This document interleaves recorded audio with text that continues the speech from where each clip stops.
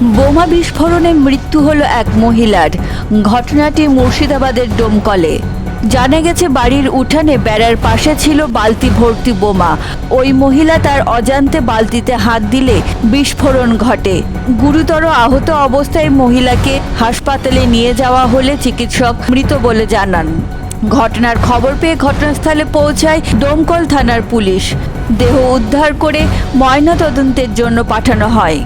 তবে মৃতার ভাইপো অভিযোগ তুলেছে, ঘটনা ঘটার পর মৃতদেহ লুকিয়ে রাখা হয়েছিল।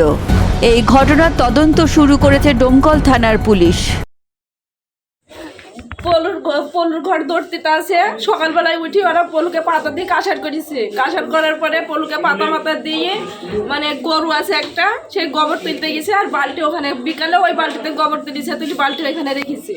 আজকে গোবর তুলতে যাই ওই তো বোম বাস্ট হয়েছে, ওই বালতিতেই ছিল। তা বলতে পারবো না, মানে আমাদের বাড়ি এখানে একটা বাড়ি পরে আমার শাশুড়িদের বাড়ি। আমরা ওদিকে জমি কিনে বাড়ি করে উঠি গেছি। কি ঝামেলা বলতে পারবো না, কিন্তু কেউ হিংসা মুখের এই কাজটা করেছে এটা বলতে পারবো, নাহলে গোবরের বালতিতে কেউ বোম রাখে। বারবার আমি বলছি যে আগে হসপিটালে তোলেন বা পুলিশের হাতে দেন। পুলিশের হাতে দেওয়ার কোনো নাম নাই। ওই ধরে লুকিয়ে রেখেছি, সব পুলিশ এসছে। ফোন করছি বারবার, ফোন ধরছে না।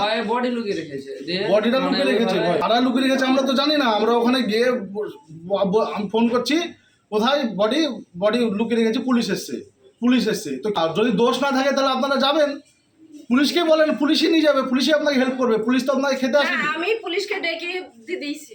তাহলে এতক্ষণ 11টা থেকে এত দূর পর্যন্ত কেন আসলো সময়? এত পরে কেন আসছে?